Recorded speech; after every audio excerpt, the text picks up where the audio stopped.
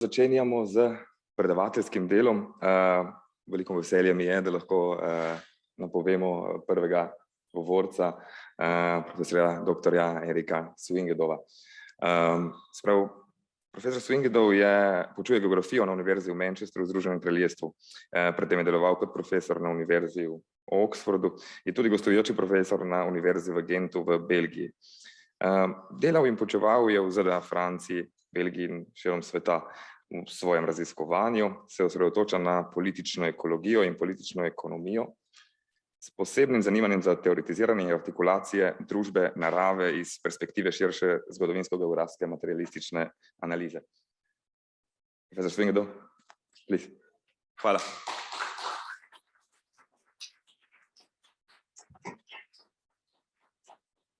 Good morning. Can you hear me in the back?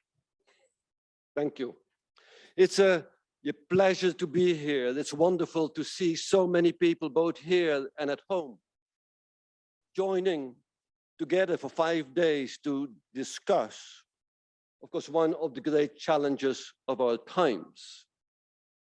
I would like to thank, of course, the organizers for having me here and giving me the opportunity to share my thoughts with you.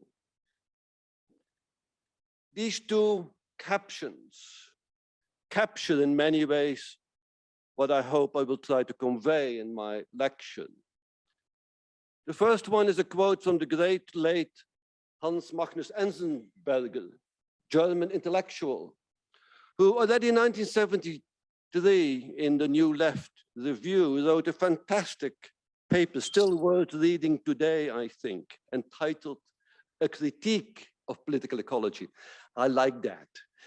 I think that's what we need today, not a political ecology, but a critique of political ecology. I hope I explain what that might mean later. And what he said, I think we should take seriously. The imminent catastrophe, the promised end of civilization as we know it, is conjured up with a mixture of trembling and fear and pleasure, and awaited for with both terror and longing. It's paralleled very nicely by a quote from a theater play by Samuel Beckett. I think it was written in 1957 or so. Finished. It's finished. Nearly finished. It must be nearly finished. It's a monologue spoken by an old man, paralyzed, domineering, living with his 2 dementing parents and his not so articulate servant, living in a shack in a post-apocalyptic landscape. And the title of the play is Endgame. In French, it was originally written in French. It's called Fin du parti, the end of the party. And you never know what the title is all about, this Endgame. Is it the end of the play, the end of his life, or indeed the end of the world as we know it? The title of my talk is The Apocalypse is Disappointing. Enjoying climate change and the deadlock of the climate consensus.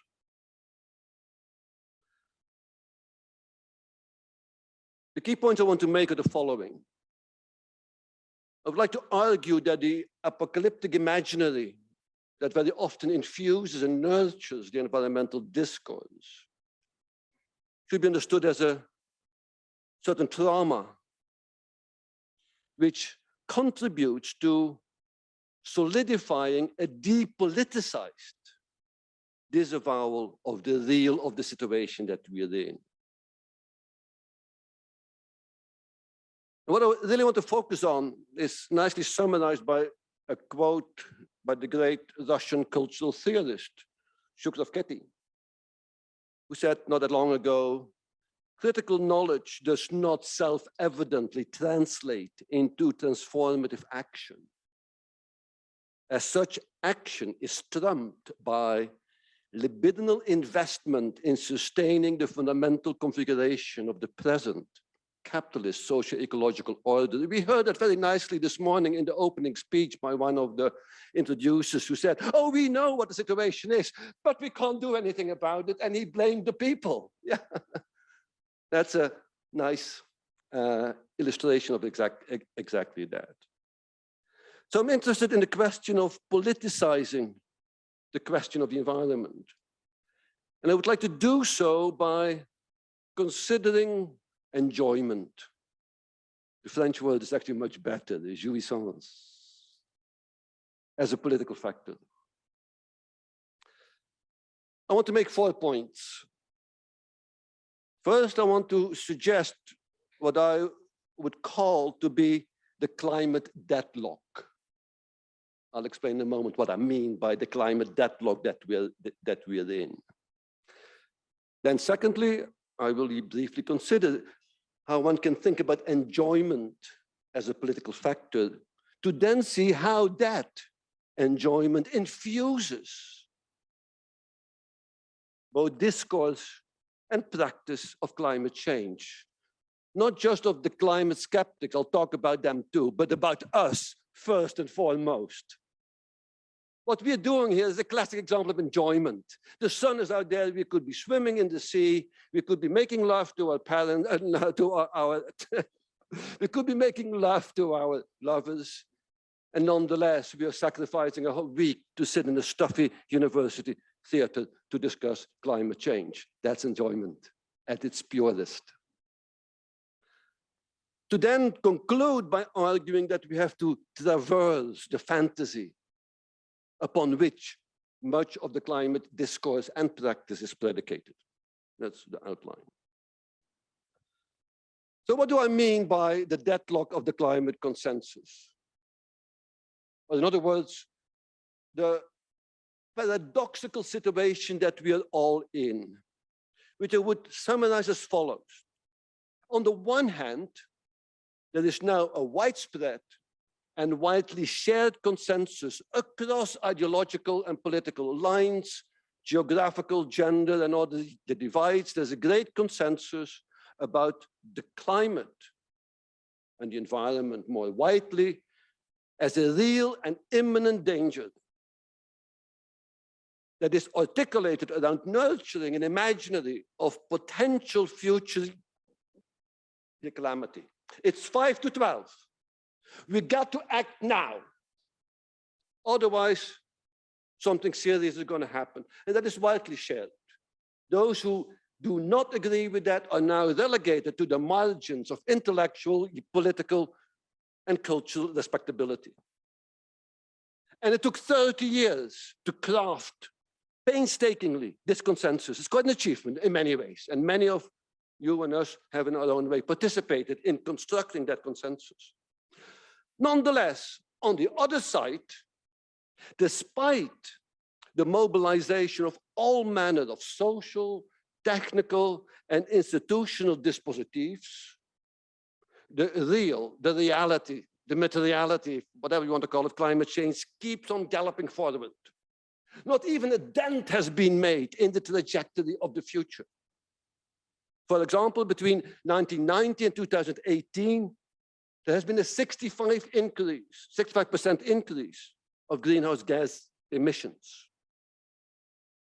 The concentration of carbon dioxide in the atmosphere is now 413 ppm. In 2020, I checked last week, it is now 422.99 ppm.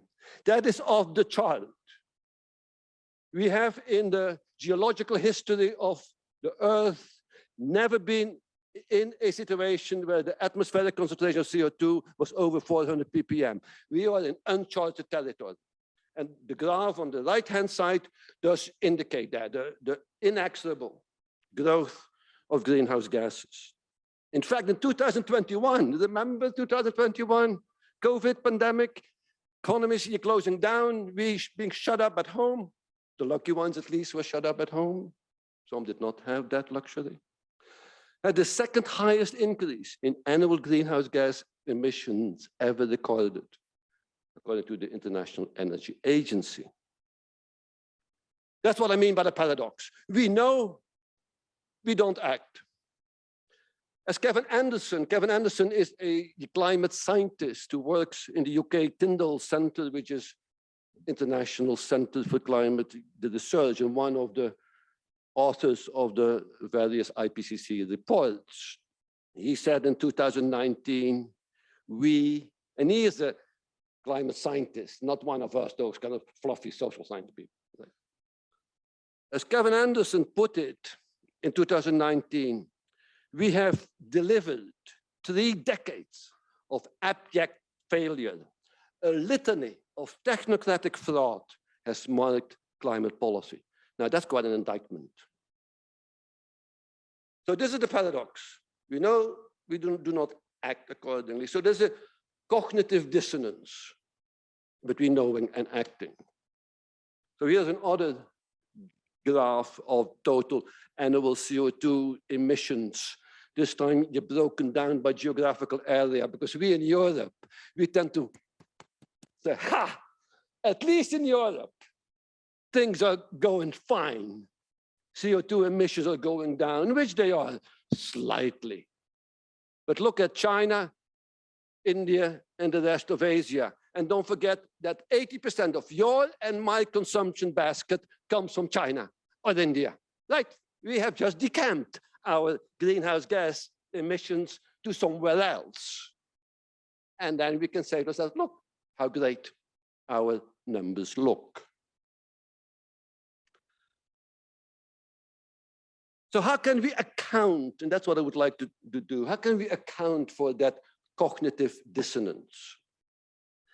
It's very well summarized, I think, by the French-Belgian psychoanalyst Octavio Manoni, who said in 1963, "Je sais bien, mais quand même." Translated as, I know very well what the climate situation is, but I act as if I do not know.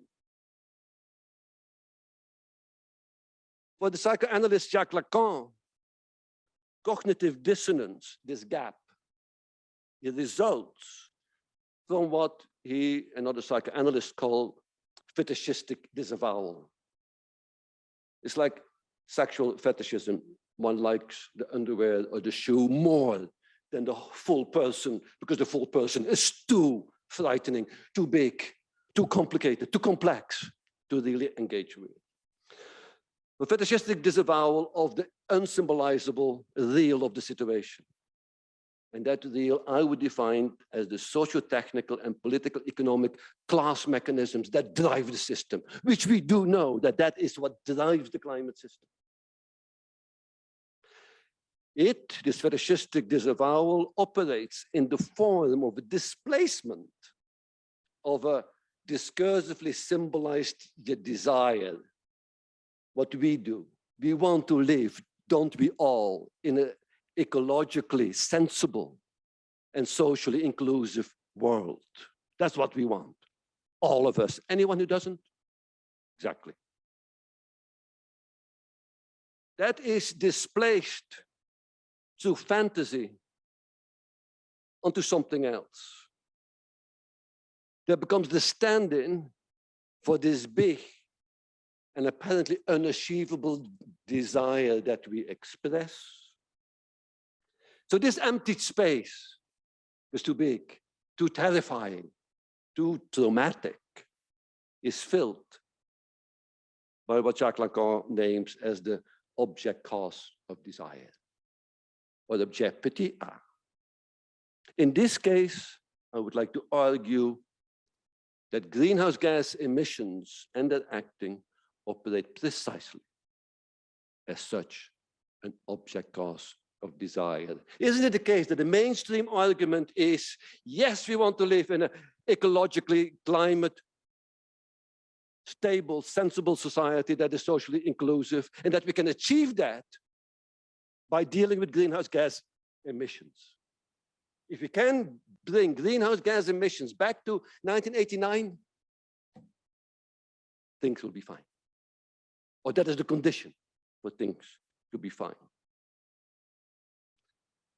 Now, don't we all really know that that's not really it? That will be insufficient? That will actually fail?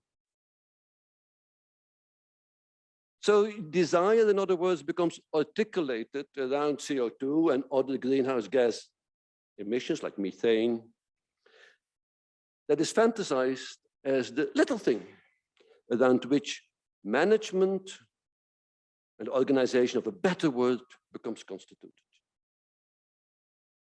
Enjoyment circles around this in a painful and strangely partially satisfying manner. Who does not recycle in the name of the climate?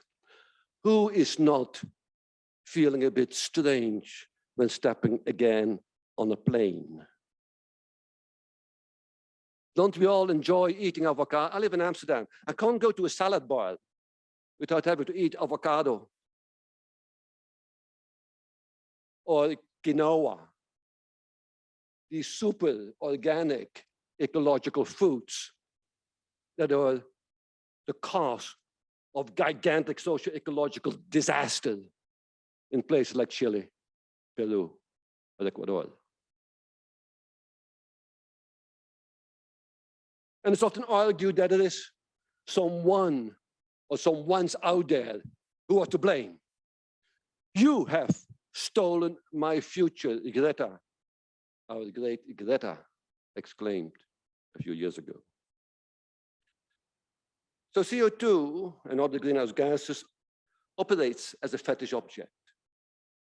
The phantasmic desire, the real desire for a different society and environment becomes framed around handling CO2 as the privileged object to redirect the history of the future. It hides, in doing so, that subjects, that is us, do not really desire a different socio-ecological order. We just enjoy its symptoms. So I consider the climate and what it causes as a symptom. Actually, if you think it through, this kind of argument is strangely parallel in its discursive architecture, not in terms of its content, of course, in terms of its architecture to right-wing populism. I've written about that at length. I can't repeat that here, but there is an interesting parallel between what we liberal environmentalists say and how we say it, and what our worst enemies are saying in terms of the discursive structure of the argument. They both cover up something. So to quote one of your citizens here, I couldn't get the little hats, little things on these. PowerPoint did not allow me to do that.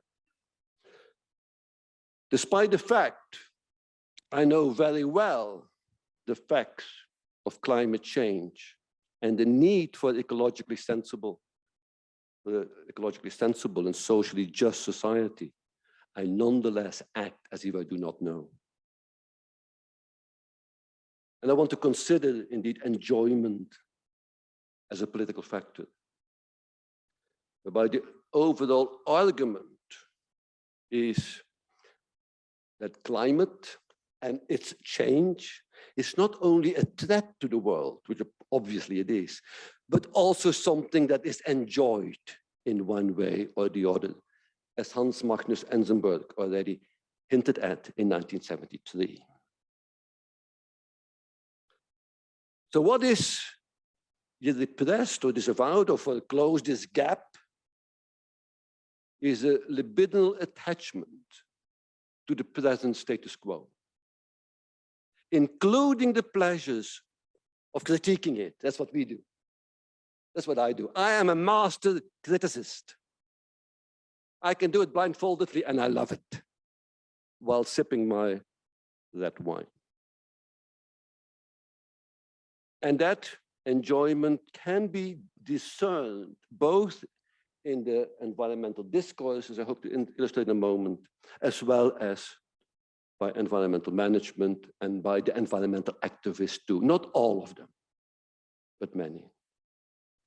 So what is enjoyment? Jody Dean, political scientist, American political scientist, defines it as follows. Enjoyment, jouissance, refers to an excessive pleasure and pain. So that's something extra that twists pleasure into a fascinating, even unbearable intensity. It's a special kind of agony. Think of bungee jumping.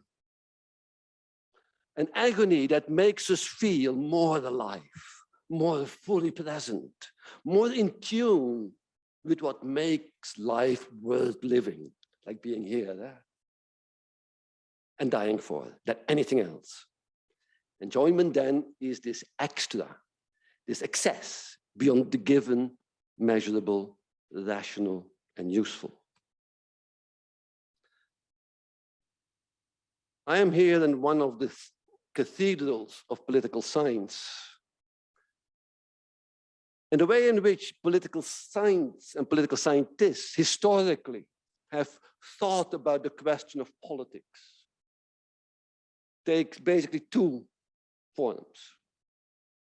On the one hand, political scientists and their theories will teach us that politics is about power, the struggle for power, taking power, accessing power, and power relations. There's a whole string of political scientists whose work revolved around that in very different ways. Machiavelli, Nietzsche, Marx, Foucault. Politics is power. On the other hand, politics is about the public good. What constitutes the good? What constitutes the public good? And here we can think of people like Aristotle, Plato, Rousseau, Rawls, Hannah Arendt, and others. I would argue, in parallel to insights from Lacanian psychoanalysis and political scientists that draw on that legacy, that we might want to consider enjoyment as a political factor, to get insight into what is our mojo, as the Americans call it. What drives us? Why do we want to achieve what we say we want to achieve? There's now an increasing number of interlocutors and intellectuals that try to engage with this notion of enjoyment as a political factor. And indeed, Slavoj Žižek from Ljubljana is one of them. So again, as Jody Dean puts it, a different way, it's really important to get that. I think enjoyment refers to an excessive pleasure and pain, to that something extra. It's a special kind of agony. Is that something extra? The presumed equalities now of an object, this object A that I mentioned earlier, to finally complete the subject, does not originate from the object itself, but from the subject's fantasy. We have instilled into CO2 this fantasy that through its acting or non-acting, we can achieve something that we claim we would really enjoy, an environmentally sensible and socially just society. And these fantasies, which have little to do with the actual chemical and physical properties of the thing, these fantasies are closely bound up with the position that the subject, you and I, take in society, in the social bond. So let me now move on to how we enjoy climate change. And first, I'm going to talk about the superego injunction to enjoy, to then compare and contrast that with the imaginary enjoyment of climate change action. The first one is how our enemies enjoy. The second one is how we enjoy. So we argue that the knowledge about the climate, the facts and the truth of climate becomes infused by a set of fantasies and discourses that circle around a particular object cost of desire that obscures what shapes fundamentally the climate situation. And in doing so, in this obscuring, they keep the environmental gaze circulating around this fetishized thing, assuring that nothing really changes. And I suspect that is precisely what we want to achieve. We shall differentiate between two strands of enjoyment related to climate change. First, a passionate enjoyment, a passionate engagement in destroying nature based on an imperative to enjoy fossil fuels and what they metonymically stands for. And second, an equally passionate commitment to saving nature based on an imaginary enjoyment that stems from renunciation, sacrifice, and an illusion that someone has stolen our good environment. I shall conclude by arguing that we need to traverse those fantasies that sustain, I would argue, the very deadlock of the situation that I summarized in my introduction. A process that requires rescripting the process of political subjectivation and our libidinal attachment to the enjoyment of the climate and its change. It's also, what is it we really want? And take that seriously. An anamorphic gaze at the climate situation, one that transgresses the fantasy structured around organizing desire from the vantage point of the climate directly, may offer a different mode of organizing the way we enjoy climate change. We need to have a slanted look at it, not look the thing in the eye directly. So the superego injunction to enjoy climate change, the enjoyment of climate skeptics. I think many of you remember the 2008 vice presidential nominee for the Republican Party, running mate of John McCain, elections won by Obama. Then she exclaimed, "Drill, baby, drill." It's of course difficult to ignore the libidinal attachment inscribed in this slogan, to drill up more oil in Alaska and elsewhere. Not just the overtly sexualized meaning and erotic excess of the slogan strikes. In fact, Penthouse Corporation made a soft porn flick with the same title a year later.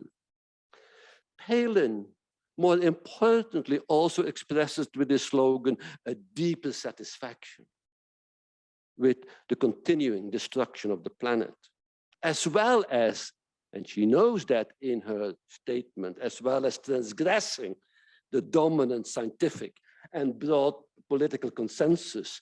She liked to be undermining that about the challenges and dangers posed by accelerating anthropogenic climate change.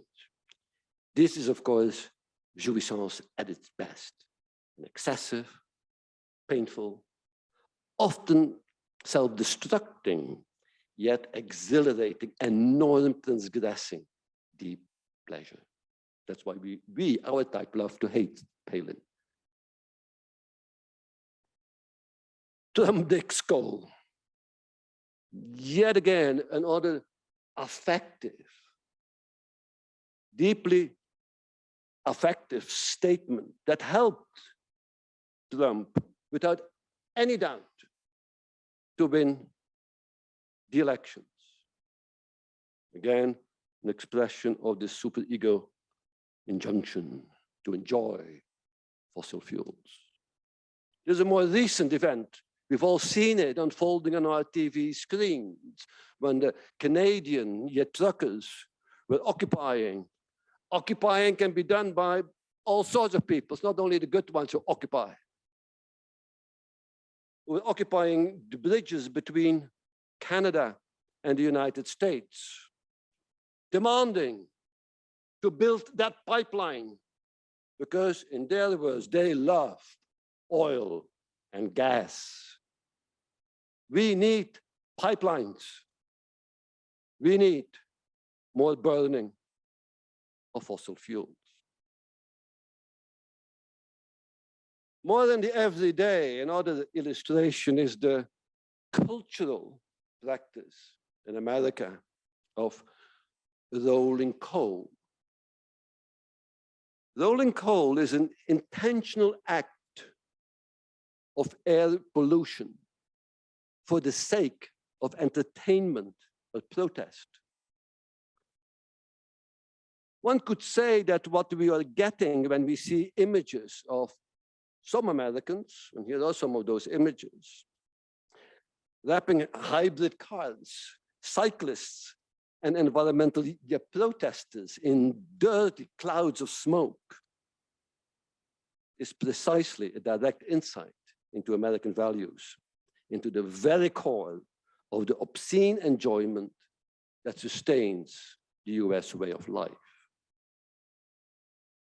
So what they do is they change their engines to be able to blast out these heavy smoke particle-laden fumes, and they find it pleasurable to wrap cyclists, protesters, etc., just for fun. Because that is what we Americans do. As Jody Dean puts it, the superego says, go ahead, do your duty, break the law for the sake of the law. This is precisely what rolling coal is about. Breaking the law for the sake of the law and enjoying the destructive act. One side. The discourse of the enemy. Enjoying, mobilizing greenhouse gases. Let's now talk about us.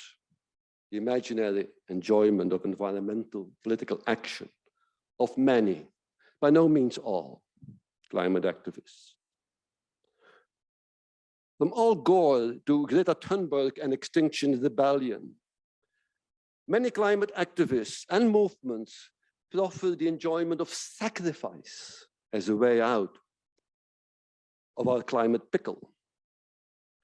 Akin to the sacrificial pleasure that promises ultimate enjoyment in some future wholesome Arcadia, as in many religions. That's why Alain Badiou called ecology the new opium of the people. Or the Dickensian hoarder, or Dagobert Duck. You remember Dagobert Duck from the Donald Duck series? The guy who's raveling in gold. Sacrificial practices seemingly pave the road to a wholesome, socially just, and ecologically more sensible environment. Renouncing excessive consumption, promoting vliegskam, Swedish word for flight shame. Don't fly. Think of your children. And reducing automobility as moralizing deploys. Vegetarianism, recycling, Green New Deals, and the anxiety-ridden, if not depression-inducing loop of the always insufficient. We never do enough. The always insufficient asceticism to make the earth and its climate whole and wholesome again, which indicates a libidinal attachment to sacrifice as a road to fullness. A deep, excessive, and to some disturbing enjoyment lurks underneath the consciously symbolized concern with the earth and the future of earthlings, and the embrace of a generalized aesthetic life in order to save the earth. In doing so, we transgress the injunction to enjoy that nurtures the superego demands instilled by neoliberal consumerist individualism. We renounce that, so we think. Climate enjoyment as sacrifice dwells in the fantasy of recuperating a once wholesome climate that excessive consumption has derailed, but whose loss can be regained with the right sacrificial pursuit. It's like saying, oh, Slovenia once upon a time was good when it was still socialist. Let's go back there. I don't think I will get many supporters here. But isn't that precisely what many environmental activists say? What imaginary enjoyment refers to is a change of habits and lifestyles as a response to climate change, but without changing the socio-symbolic order that leads to climate change in the first place.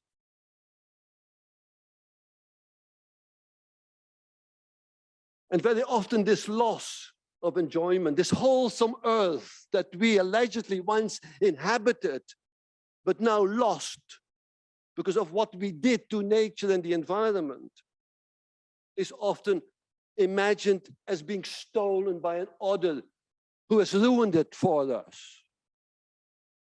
As Greta Thunberg exclaimed, and she's absolutely fantastic at what she does, but I'm using her as an example of what many of us share. You have stolen my dreams and my childhood. Here too, enjoyment is associated with an unfulfillable, satisfying end, and with the deep pleasures propelled by transgressing the hegemonic ways of speaking and acting. Thunberg and many others reactivates a sense of loss that is common, a common motive in environmental activism today.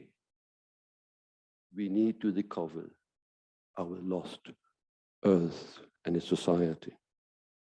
The world prior to climate change, or even nature more generally, is posited as something which provided us,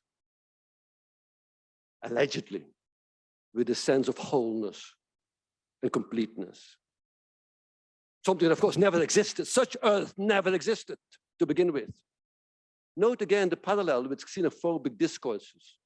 Germany was fine before the Turks invaded it. The French, English, Belgians. Enjoying sacrificial constraint now to achieve full satisfaction later is also strangely akin to the sacrifices enjoined by the infernal loop of incessant capitalist consumption. That too, driven by the urge to get satisfaction from the next product on the shelf. To recognize that the failure of each product to deliver this ultimate satisfaction incites the rush for the next. Getting caught in this infernal loop of repeating the same. As Jody Dean maintains, enjoying climate change unfolds in Manichean parallel to the circuit of enjoyment that fuels the drive for accumulation. That gave me pause for thought, that a cultural condition associated with this is strictly parallel, not the same, is strictly parallel by the cultural condition that makes the culture of neoliberalism so successful. As Todd McGowan puts it, imaginary enjoyment of the kind that I just expressed allows the subject to remain securely rooted in its symbolic identity. It respects symbolic barriers, even as it offers the subject the illusion of transgressing them. And that is why this kind of acting does not threaten the stability of the symbolic order. In our society of commanded enjoyment, everything is permitted, almost everything, including climate action, provided it's not a threat to the social order, provided it's indeed not dangerous, provided it's not really transgressive. It is decaffeinated climate action that is enjoyed like beer without alcohol, sugar-free Coke, and of course, our eco-friendly Starbucks coffee. As McGowan further emphasizes, I can add, of course, electrical vehicles. I'll come to them in a moment, as the figure shows. This figure shows the truth of the situation. Getting that cobalt for your electric cars as fast as I can, Greta. The black kid mining cobalt explains. As McGowan further emphasizes, the belief in the substantiality of the lost object, this lost paradise that apparently we once had, need to regain, fuels the prevalence of nostalgia as a mode of relation to our origins. We dream of recovering the object and restoring the complete enjoyment that we believe ourselves to have, to once had prior to the experience of loss, once upon a time. This enjoyment never existed. And the recovery of the object, though it might bring some degree of pleasure, like a non-flying or buying electrical vehicles, always brings disappointment as well. By insisting that loss is constitutive for the subject, psychoanalytic thought works to combat nostalgia and its poisoning of contemporary politics. It's quite an indictment. So these fantasies, I think, and certainly the one that sustains us, I would argue, need to be transgressed. That's easier said than done. So what I'm going to conclude with is to suggest what the fundamental fantasies are that sustains much of the environmental discourse and what is fatally wrong with them, according to me. So the symptomatic base upon which the legitimacy of the environmental discourse, practice, and many climate movement is predicated rests upon two repressed traumas or views, both of which are displaced onto a phantasmagorical imaginary, opening up different political ecological trajectories, because that is what is required if you want to cut to the deadlock that I started off with. That is, a process of politicizing the environment requires transgressing the fantasies that conceals these traumas. So the two fantasies that we're all very familiar with, of course, is first, it is the insistent construction of a dystopian, quasi-catastrophic future that needs to be averted. Right? What is the answer as to why we need to deal with the climate and the environment? Because if we do not, catastrophe is looming around the corner for everyone. And that needs to be avoided. Second, this apocalyptic climate discourse is mobilized through invoking the imminent dangers it poses to humanity. And of course, humanity as well as non-human earthlings need to be saved. That's why we act.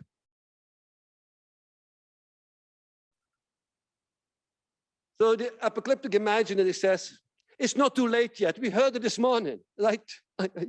You said it, our generation failed. You got to do it. It's not too late yet, number one. We heard it twice this morning. It nurtures fear as a central leitmotif of cultural politics of the neoliberal order. It's not only the climate and the environment that makes us tremble. Migration, geopolitical tensions, terrorism, nurturing fear is a key dispositif of the cultural politics of neoliberalism. The apocalyptic imaginary disavows and displaces political conflict by invoking a universal humanitarian threat.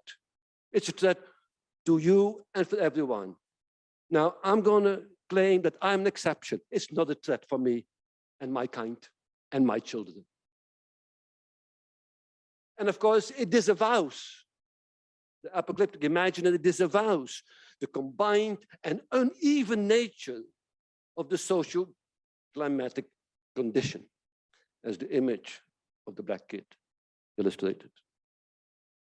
So I would argue that that needs to be cut through decisively. So first of all, I would argue that the revelatory, almost biblical promise of the apocalyptic narrative has to be fully rejected. So in the face of the real cataclysmic imaginaries mobilized to assure that the apocalypse will not happen if the right technological and managerial actions are taken, the only reasonable response is, don't worry, eco-modernizers Prince Charles, successive COP meetings, and many environmental activists. You are really right. The environmental apocalypse will not happen. It has already happened. It is already here. It is really too late, not for you and me, to be fair. Many, if you want a number, give or take 40% of the world's population, give or take, but we can argue over that number. Many are already living in the post-apocalyptic interstices of life, whereby the fusion of environmental transformation and social conditions render life bare. We see it unfolding on our screens every day, don't we? Each time you buy an electrical vehicle, we put a Kalashnikov in the hand of a black kid in Central Africa and contributing to the socio-ecological catastrophe on the other side of the earth. It's too late for many. So the fact that the socio-environmental imbroglio has already passed the point of no return has to be fully asserted. The socio-environmental ruin is already here for many. It's not some distant dystopian promise mobilized to trigger response today. Water conflicts, struggles for food, environmental refugees, rampant extractivism in the global south testify to the socio-ecological predicament that many people find themselves in, very often to secure our sustainability. That choreographs everyday life for the majority of the world's population. Things are already too late. Things have always already been too late for them. There is no Arcadian place, time, or environment to return to. There is no benign global socio-ecological past or an ideal climate that needs to be maintained or stabilized. It's only within the realization of the apocalyptic reality of the now that the new politics might emerge. Indeed, the apocalypse is already here. It's combined and uneven. That's the reality. Second is in the name of humanity. Indeed, the apocalyptic climate discourse is mobilized to invoking the imminent dangers it poses to humanity as well as to non-human inhabitants of the earth. However, as Maurice Blanchot already argued in the early 60s, and I stole the title of my talk from him. He wrote in 1963 a 5-page paper, which I would everyone recommend to read, called the Apokalipsa is disappointing. He did that in the context of the promise of the nuclear annihilation. Those old enough and remember the Cold War. Maurice Blanchot already argued in the early 60s that this view, the view that humanity has to be saved, is predicated upon the fantasy that humanity actually exists. That there is a global human civilization with values shared, with solidarities shared, that requires or deserves salvation. This is precisely a repressed trauma, namely the knowledge that there is no or not yet such a thing as humanity. And of course, the recent war nightmare in the center of Europe illustrates yet again the absence of humanity, as well as the combined and uneven apocalypse that I just described, where my sustainability is predicated upon the socio-ecological collapse elsewhere. That's the antithesis of humanity. Humanity may never exist. In fact, it is the absence of humanity, Blanchot argues, that has led to the catastrophe to begin with. It is the domination of some people over other people that produced the calamity called the climate change to begin with. Humanity may never exist. Indeed, if you continue doing what we're doing, the world will come to a socio-ecological Armageddon. I'm not a climate denier. On the contrary, I'm just thinking we're not doing anything worthwhile to stem it. It may never do, the existence of humanity, unless a sustained political fidelity to its possible making is inaugurating. The making of humanity as a political project in order to save the climate, or at least to produce a more benign socio-ecological environment. The disavowal in the climate discourse of the barbarism that also characterizes humankind is a classic form of traumatic repression. According to Blanchot, the fundamental challenge is the choice between an apocalyptic future that speeds ahead precisely because of the absence of humanity, or the construction of humanity now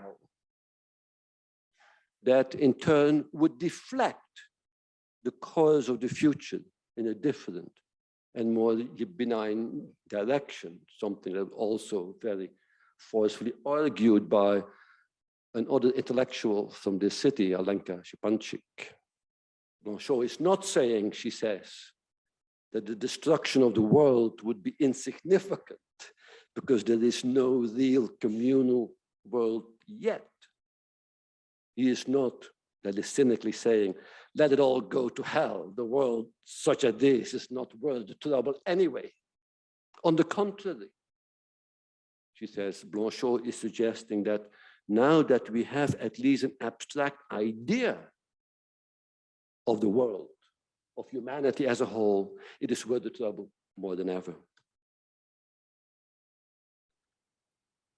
So to conclude, indeed, I would argue a significant post-truth imaginary. We like to call our enemies post-truth, politicians like Trump, etc. I would like to suggest that much of our environmental discourse reproduces exactly a particular type of post-truth knowledges. Who really believes that recycling is going to save the earth, or buying electrical vehicles, or not flying occasionally? Who does? Precisely. Indeed, a significant post-truth imaginary seeps into the dominant apocalyptic discourse, a phantasmagoria of an abstract but threatened global humanity.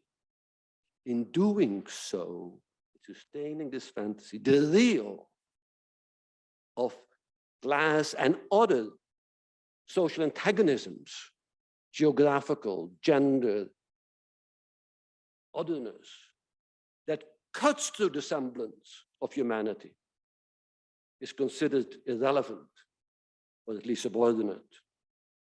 The fetishistic disavowal or foreclosure of the class and other antagonisms that form the matrix of the social, that produces the environmental condition that we're in to begin with, and we know that, don't we? We just don't apparently dare to say it. That assures that nothing will really change. So traversing the fantasy is predicated upon reversing the dominant argument. It's recognizing that it is already too late for many. The apocalypse has already happened.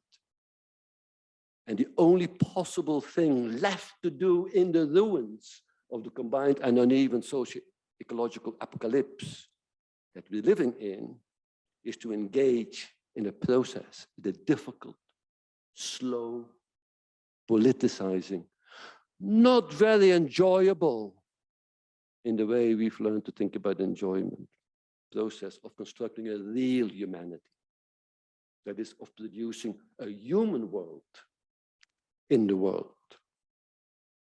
As the committee put it a number of years ago, it's useless to wait for a breakthrough, for the revolution, for the new eco-technical gadget that is set up to save the world, the nuclear apocalypse, or the social movement.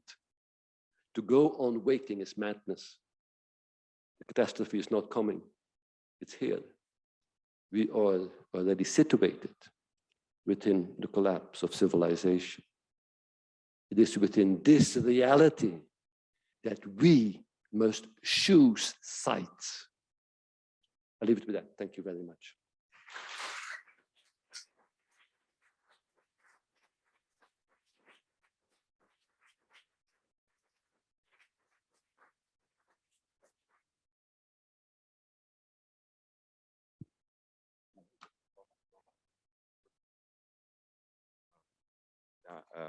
Hvala, gospod professor.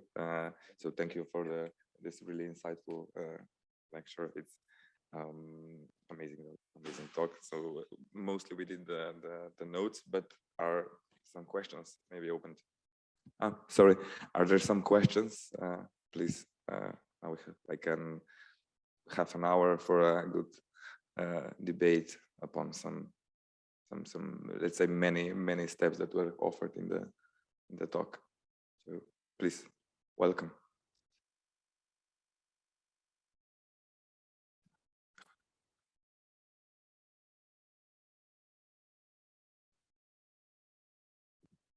Well, thank you very much. My name is Pavel Ganter. Well, first of all, thank you for this really enlightening lecture. I think it's very important to speak not just about climate change, but actually about the discourse information of how the climate change actually is formatted in the discourse, and how it's presented to the people, and how it's actually debated in a wider society and in scientific circles. What I actually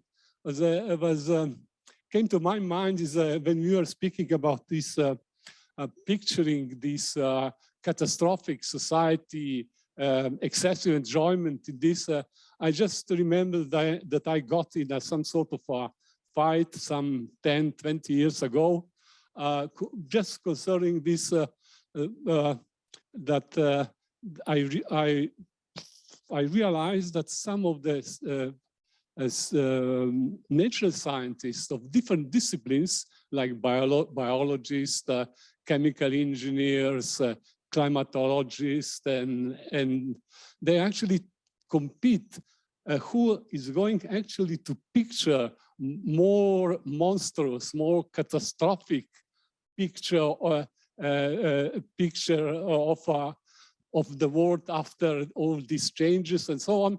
And actually, I realized it's not so much about what is gonna happen, but actually, by this, they actually try to make and try to emphasize their own profession more that I'm able to express a catastrophic picture of the climate change. More important is my discipline and so on. So these ideas, it seems, and by this, paradoxically, they actually contribute to the cognitive dissonance and, of course, to the fear that actually makes some action, this or other sort, practically impossible. The other, if I may, I would also say a few words about this excessive enjoyment, which is, of course, I can really understand the picture of the Trump with ID coal. But how would you actually explain the point when the green environmental minister of Germany, after 40 years of fight against coal and so on, and nuclear energy, actually is actually opening the new reopening the old coal power plant. This is, I think, excessive enjoyment on the second square, so to speak. And I didn't make my mind about this, but certainly it's a very good to discuss. If I have just, I know you are going to throw me out, but again, about Greta, I do share your opinion about her discourse in this way. I would even go, again, repeating, you are going to throw me out. I think what Greta is doing, he's saying to the politicians and others, the wider public audience, just the things, the issues and in substance that has already been said, spoken. Who wouldn't listen to the politicians 20 years, 30 years ago? Present here are of course exempted. Who wouldn't care about the future of our children? Who would not say we have to act now and so on and so on? Who would say we should actually allow the people to choose their own destiny and so on and so on? And what Greta did already, what politicians already said in the past and are saying now, have been repackaged somehow, reformulated in a discourse that has been thrown against the politicians now. So politicians are actually getting what they wanted to, what they already did. And we have to say that in this term, Greta is actually caught in the same discourse information as any other in this planet up to now. So I apologize for this long discourse, but thank you very much. So there was a question, yes. How would actually you actually assess this excessive enjoyment of the green environmental minister in Germany? So yes, thank you very much. Just very brief comments on that. I fully agree with you, of course, that natural scientists, and I have a deepest respect for natural scientists, do for a variety of reasons contribute to nurturing these apocalyptic imaginaries in their modeling. But that's where they usually stop. And they then say, it's not our responsibility as natural scientists to decide what to do. The implication of that disjunction between facts that the scientists portray and the values that seemingly belong to the domain of politics or the public sphere, that what the scientists implicitly and often explicitly support is, we can solve this. That's what most natural scientists will say too. We can solve this through particular technological interventions, geoengineering, for example. Many of my natural science engineering colleagues work precisely on that. So a combination of technological things and institutional managerial adaptations. So I think it's actually worse than just portraying an apocalyptic imaginary, because they also say we can actually deal with that with our scientific method. On Germany, it's not only Germany, it's in many other places. I am Belgian, and the Green Party has always rallied on ending nuclear power. My generation won in that sense. Right? We ended nuclear power, right? But given the energy crisis that we're in, the Greens, like in Germany, have now agreed to open up a new gas and coal plants. That is perverse in many, many ways, of course, and signals how deeply everyday environmental politics has been encapsulated with what I and others call a post-political techno-managerial way of doing things, something that we social scientists know it's not going to work. And many natural scientists will say that too. Finally, I don't want to be too critical of Greta and her movement. I think she's absolutely fantastic. What she did as a 17-year-old with her generation, I haven't seen something like that in 50 years, right? So I don't want to critique her. I want to critique us. I cannot blame Greta, a 17, 18-year-old woman, for saying the things she says. I can blame us for repeating them. That it can be done through techno-managerial change. And we say to the politicians, yes, you have to do it. But we do know that politicization is not about asking politicians and technocrats to do something. It's about changing the politicians. It's to change the power configurations. We cannot ask the architects of the very condition that we are in to change. No, we have to change the architects, which have a different imaginary, right? And that's us, the environmental intellectuals.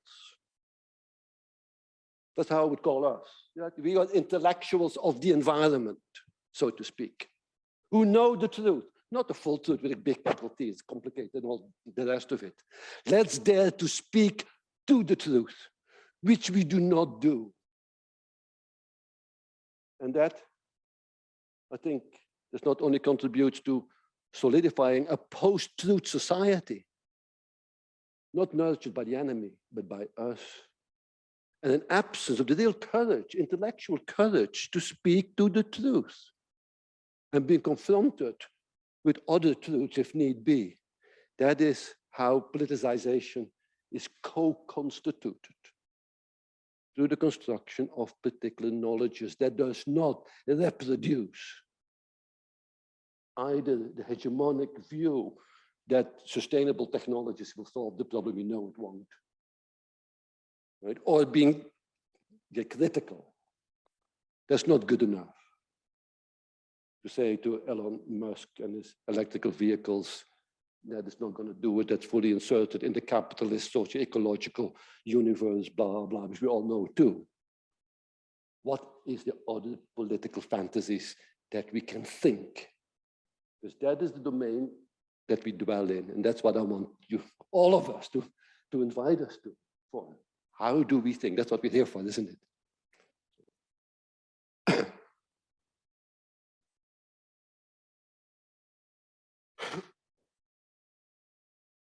Hi, thank you very much. My name is Jessica Hogan. I'm a PhD student at the University of St. Andrews in Scotland. Thank you so much. It's such a really interesting and inspiring presentation to kind of challenge the way that we think about things, especially because often papers start with the catastrophe. You know, what are we doing wrong, or what is the challenge that we're facing? And I guess the question that I have is more about expanding on this argument at the end.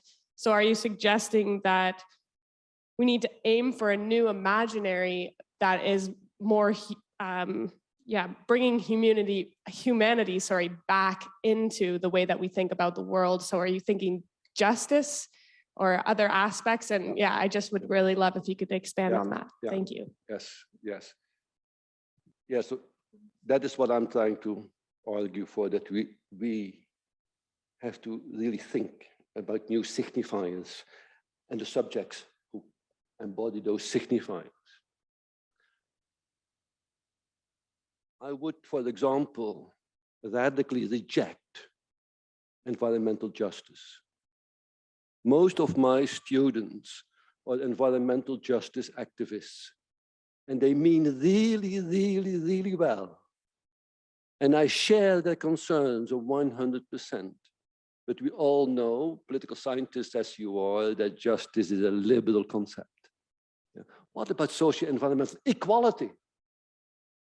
That's a very different configuration, which already points at a different fantasy. Justice is always something that has to be given to you by someone who has the power and the capacity to distribute justice. Equality is always taken. You fight for it, as the feminist movement, the working class movement, the American civil rights movement has always done, on the signifier of equality. Why do we not talk about environmental equality or inequality as a politicizing mission?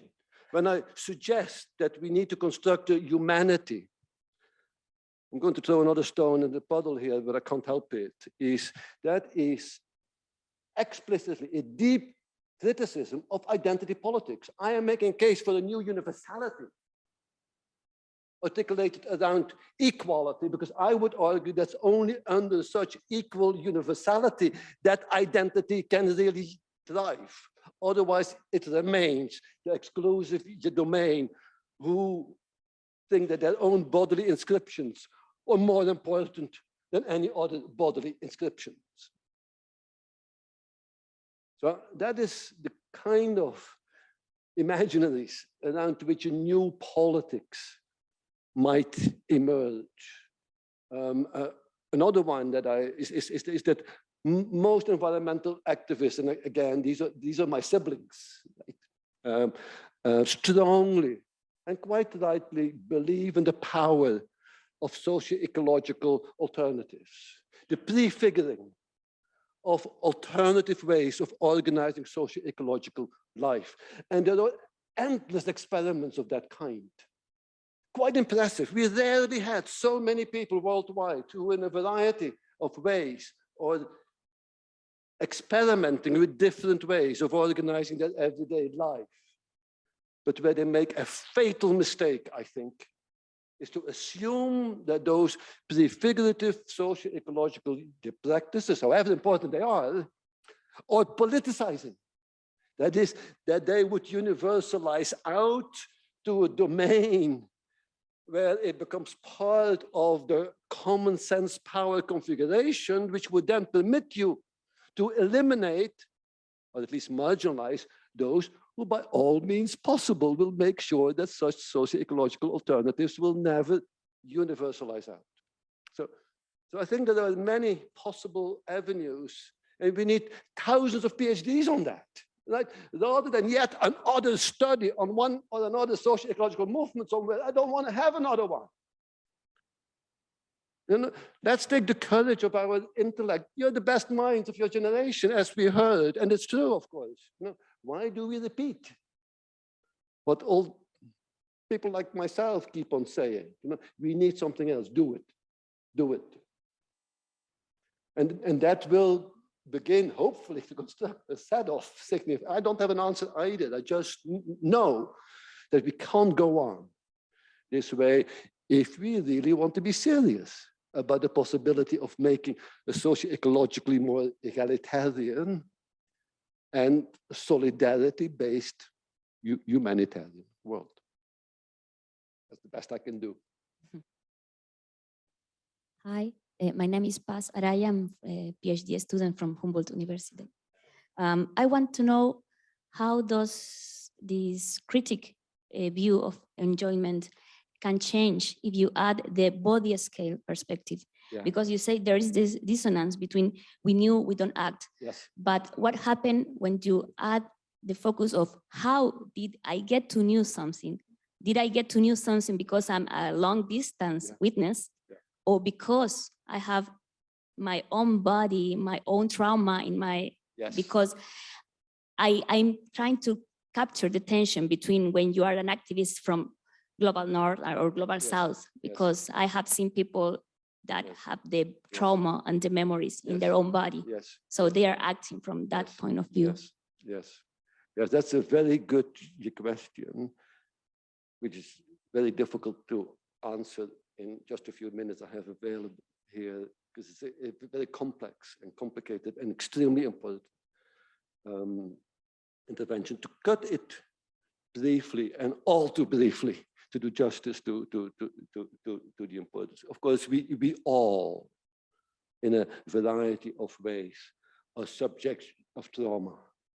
That is constitutive. You, I, everyone, and so much worse than others. Obviously, there's a great variety. What I'm trying to suggest that these subjective traumas co-shape our politics. That is our social acting in the social bond, politics. They're shaped by it, and we're not sufficiently aware of that. So what I was trying to suggest is that, at least for some of us, we have too great an attachment to the existing order, right? Although we say we want a revolution, an environmental revolution, we really are too much attached to our subjective being, including the traumatic history that is associated with that. What I was trying to suggest is to start again, to become destitute subjects. That is to really interrogate what one thinks one wants, difficult to do, and to take seriously that desire. As Slavoj Žižek famously always say, don't give up on your desire. But that means indeed eliminate, or at least interrogating the trauma through which one does what one does. One has to go through a process of subjective destitution and start again. To illustrate that, just before COVID, I gave a comparable talk to 500 environmental politicians and activists in Istanbul.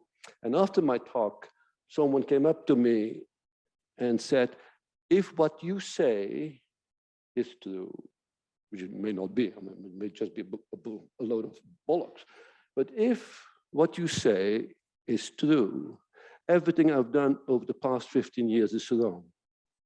Yeah. And I told her, that's exactly what I'm trying to say. That is painful.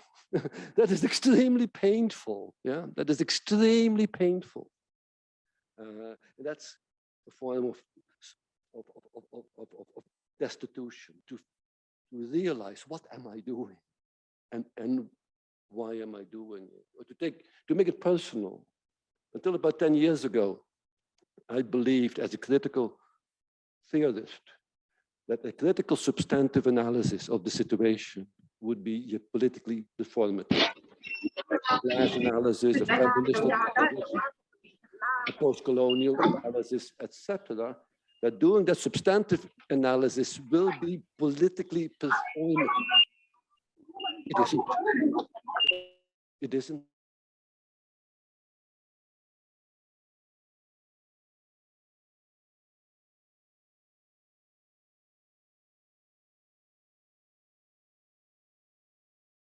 Genius people come together to say, and now I have enough.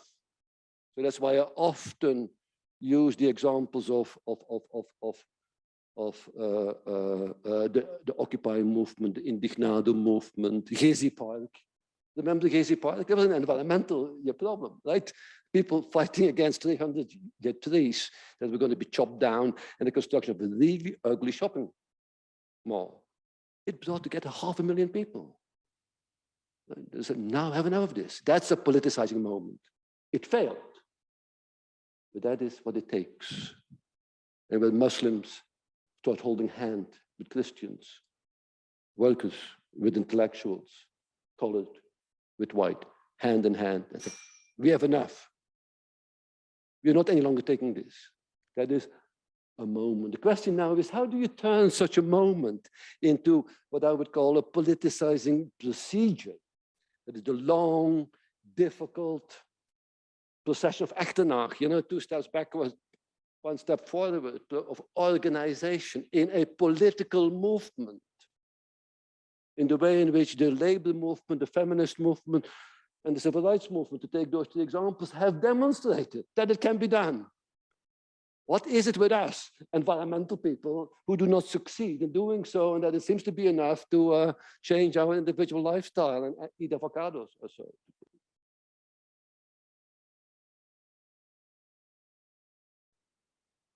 Thank you. So we have one more question from Zoom. So there was Lydia, and the question goes as follows. Aren't environmental justice and environmental equality, or equality as a whole, not mutually exclusive? I thought equality is part or key element for achieving justice.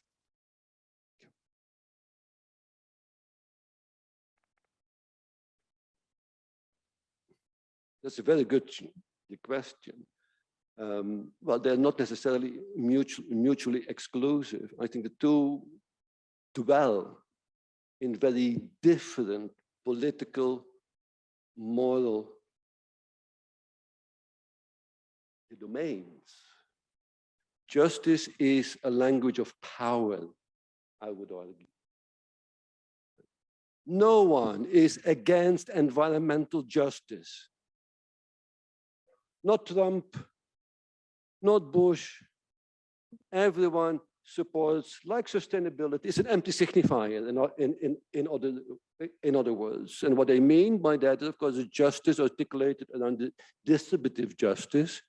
Those in power can distribute it, and it's predicated upon, at this moment in the neoliberal culture, upon the right to individual expression.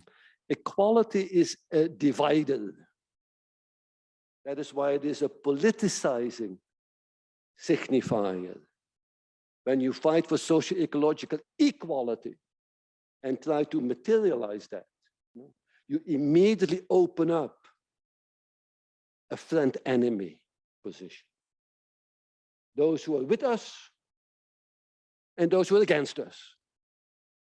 It will immediately become clear who those are, who by all means possible, peacefully can be achieved, violently if need be, who by all means possible try to prevent socio-ecological equality to happen.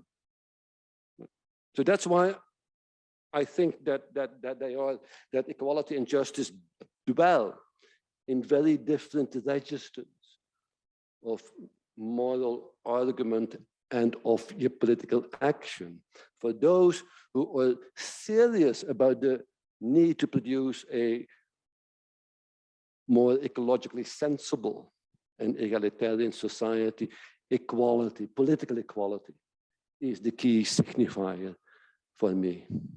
And that is, I think, signifiers that we should learn to mobilize, including also, I like the word justice as a strategic deploy, precisely because it can include so many people. So it's usually used strategically. But in terms of the foundation upon which a politicizing action is predicated, it has not been used very much. Another associated one is, what do we mean by an environmentally sensible and socio-ecologically more equal society? What is the political name that we give to that?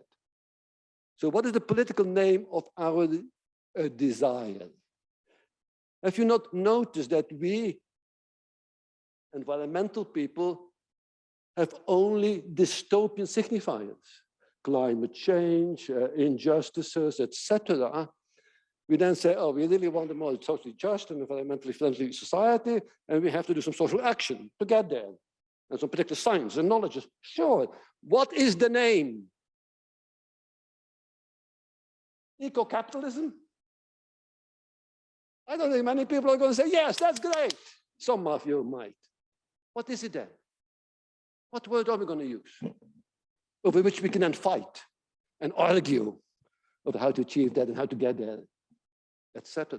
I mean, one of the great traumas in many ways of our generation is our fear to put political names on our desire. And for very understandable reasons. You know, in the Anglo-Saxon environment, when I give this talk and I give questions like that, I say, for me, the empty signifier that signals a desire for a more just society is eco-communism. Whoa, no, when I say that, I can feel the AK-47s coming out, right? Right? And to say that in Slovenia is even perverse, so to speak, yeah? And of course, I don't want to go back to that monster that went under that name in the 20th century, nonetheless. Don't you have this kind of strange feeling that there's still a bit disruptive when you say, I'm an eco-communist and I enjoy it? Yeah, do you see the difference between I want to do something about the climate change, you know, and I enjoy fighting for that, and to say, I enjoy being an eco-communist. It opens up different politicizing or depoliticizing configurations. So again, that is a role and a task of the collective intellectuals, whether they work in universities or not, that doesn't matter, of course. There's people who think and write and talk, to begin to signal signifiers that give signifying body to what we really want. That's, yeah, I'll leave it to that. Yeah, one more applause.